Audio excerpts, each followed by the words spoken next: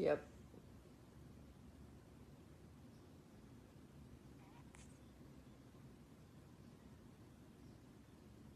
Yep. Newsletters, bulletins, press releases. There's a bunch of things that could potentially take advantage of that same functionality.